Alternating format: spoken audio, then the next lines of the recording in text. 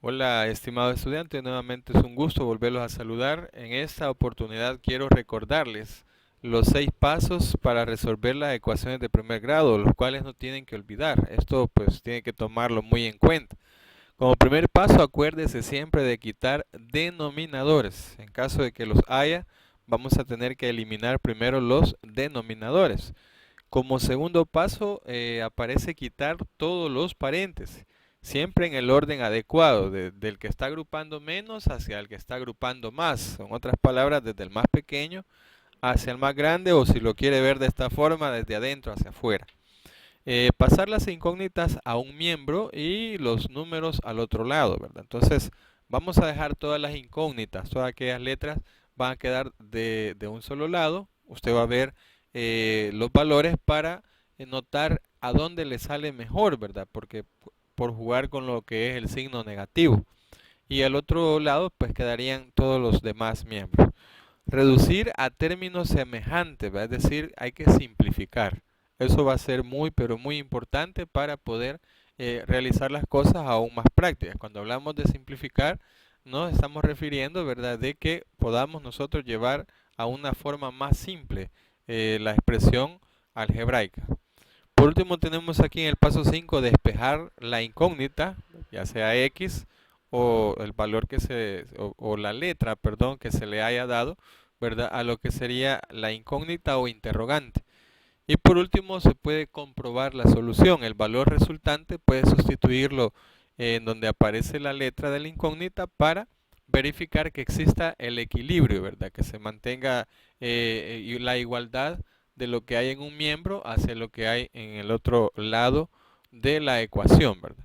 Vamos a ver entonces en esta oportunidad lo que son los fundamentos de la estadística, los conceptos básicos. La estadística, recordemos que es una rama de las matemáticas que conjunta herramientas para recolectar, organizar y presentar, analizar datos numéricos u observacionales.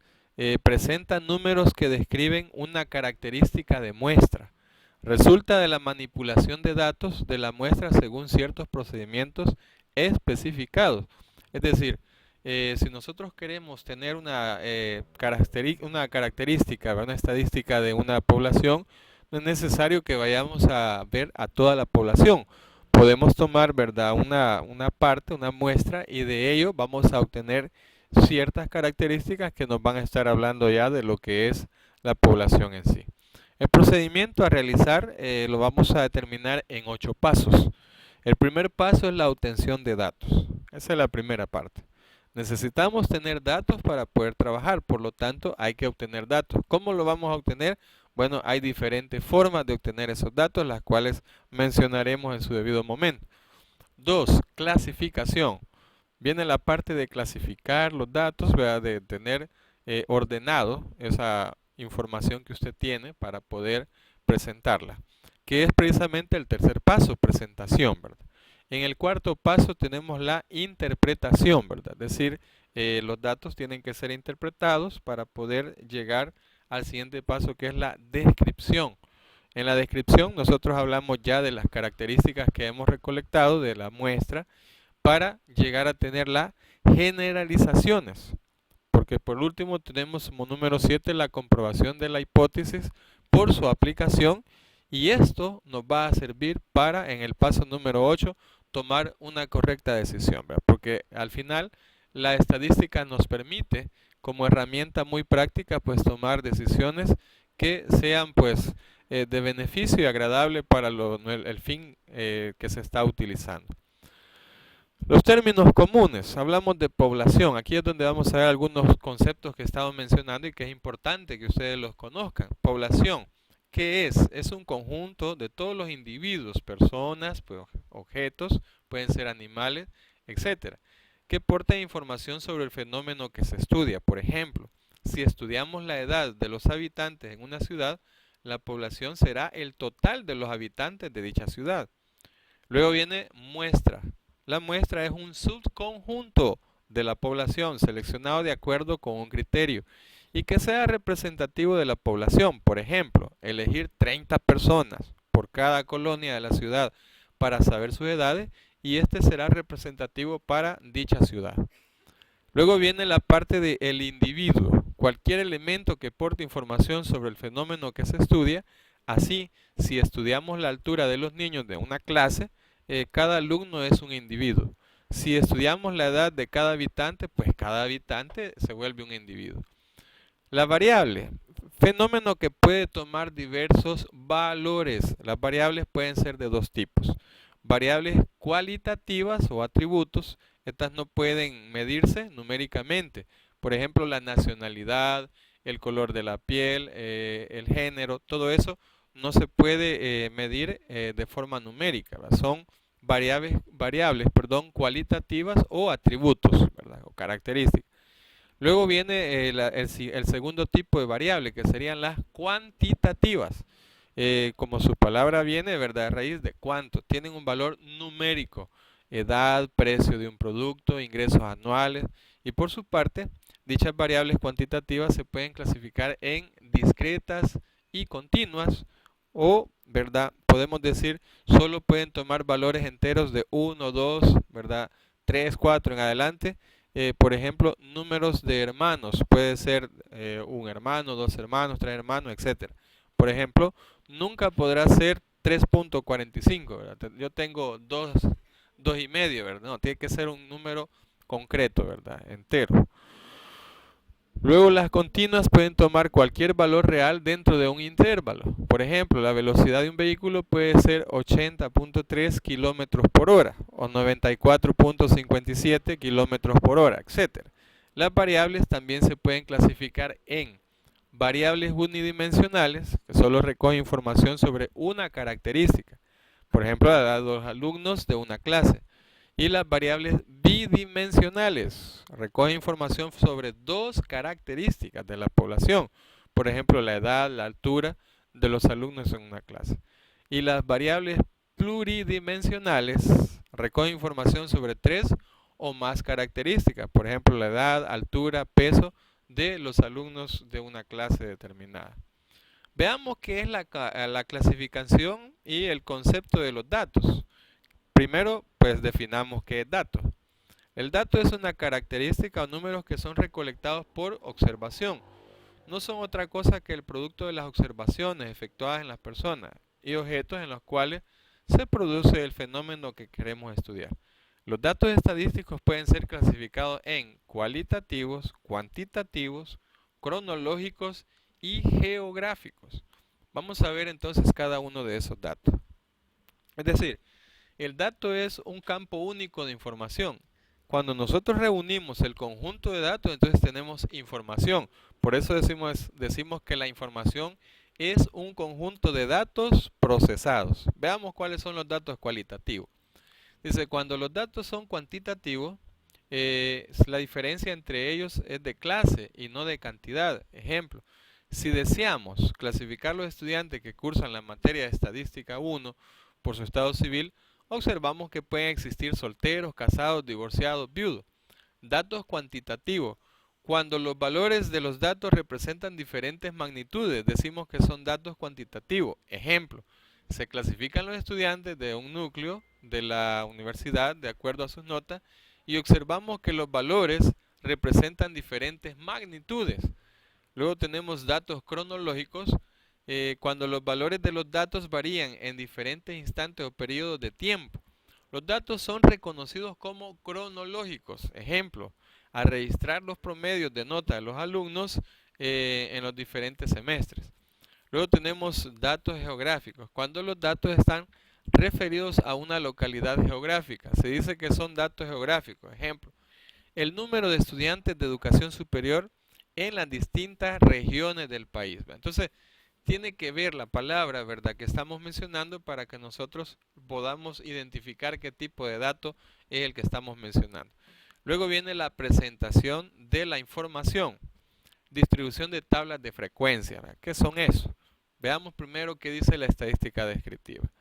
Tiene por objeto fundamental describir y analizar las características de un conjunto de datos, obteniéndose de esa manera conclusiones sobre las características de dicho conjunto y sobre las relaciones existentes con otras poblaciones a fin de compararlas.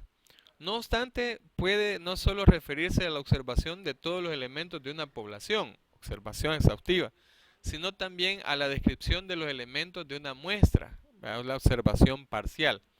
En relación a la estadística descriptiva, Ernesto Rivas González nos dice, para el estudio de estas muestras, la estadística descriptiva nos provee de todas sus medidas, medidas que cuando quieran ser aplicadas en el universo total, no tendrán la misma exactitud que tienen para la muestra, perdón. Es decir, al estimarse para el universo vendrá dada en cierto margen de error. Esto significa que el valor de la medida calculada para la muestra en él oscilará dentro de cierto límite de confianza, que casi siempre es de un 95 a 99% de los casos. La distribución de frecuencias muestra el número de veces que ocurre cada observación. Ejemplo. Vamos a ver este ejemplo. Un ejemplo bastante sencillo y práctico. Dice, se elabora una encuesta en un jardín de niños, en un kinder, y esta informa que las mascotas más comunes que tiene un niño son perros, gatos, peces, hámster y pájaros. Veamos, entonces tenemos esta tabla, mire, perro, hámster, cada niño va diciendo la mascota que ellos poseen, ¿verdad? Y obtuvimos esta tabla que tiene un total de 1, 2, 3, 4, 5 filas por 4 columnas, es decir, hay 20 datos acá. A continuación se muestra la distribución de frecuencias absolutas, relativas y porcentuales de las mascotas más comunes de los niños. Y acá tenemos la clasificación. Ahí viene la parte, ya hicimos el primer paso que son los datos. La segunda parte es la clasificación de estos datos.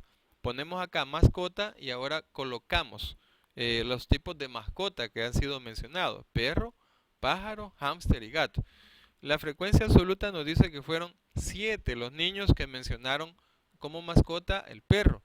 4 niños mencionaron pájaro, 4 mencionaron hámster y 5 mencionaron gato. ¿Sí? Luego pues viene la parte de la frecuencia relativa y la frecuencia acumulada, las cuales explico cómo van a ser calculadas. Estos datos pueden representarse en una gráfica de barras o en una gráfica de pastel. Veamos cómo quedaría en una gráfica de barra, es bien sencillo. Colocamos acá, ¿verdad? Lo que es una parte de un eje en donde vamos a colocar acá estas serían las X y estas serían las Y. En las X vamos a colocar las mascotas. Por ejemplo, pusimos perro, pájaro, hámster y gato. Y en la parte de la Y colocamos el número de la frecuencia absoluta. Sería del 0 al 8. De perro, pues aquí dijeron 7, ¿verdad? 7 niños mencionaron como mascota perro. Entonces hacemos una figura que abarque desde el 0 al 7. Y eso sería para representar el gráfico de la mascota perro, ¿verdad? Luego tenemos el pájaro. El pájaro mencionaron 4 niños. Aquí está. En esa misma dirección tenemos el hámster también. Y en 5 sería el gato. Ahí está la representación gráfica. Luego tenemos una gráfica de pastel. ¿Cómo lo podríamos representar? Bueno, vamos a ver cómo calcular esos porcentajes, ¿verdad? Para poder comprender mejor de dónde sale cada uno de esos datos. Y aquí tenemos cómo se representa en una gráfica de pastel, ¿verdad? Esto sería para cada una de las mascotas un color diferente y así se representan dentro de la gráfica de pastel. Entonces aquí están los datos. Para calcular la frecuencia absoluta se cuenta la cantidad de veces que ocurre el evento. En este caso, ¿verdad? La mascota, o sea, cuántas veces dijeron, ¿verdad? Pájaro. Ahí empezamos a contar en el cuadrito, acá. Empezamos a contar, por ejemplo, pájaro. Contemos solo pájaros. En la primera fila no hay, en la segunda fila hay 1, ¿verdad? Luego aquí hay 2, mire, aquí está 1, 2, 3, 4, ¿sí? Aquí está 1, 2, 3 y 4. ¿Ya? Ahí tenemos 4 valores para pájaro, que sería este de acá, ¿verdad? 4. Veamos si es cierto que en hámster también son 4. Vamos a estar, aquí está 1, 2, 3 y 4. Veamos el de perro que dice 7. Aquí está 1, 2, 3 4, 5, 6, 7. Y por último el gato, que fueron 5 niños los que los mencionaron. Tenemos 1, 2, 3, aquí, 4 y hasta acá el 5. Entonces ahí está. Dice la frecuencia absoluta, se cuenta la cantidad de veces que ocurre el evento, en este caso la mascota. Frecuencia relativa.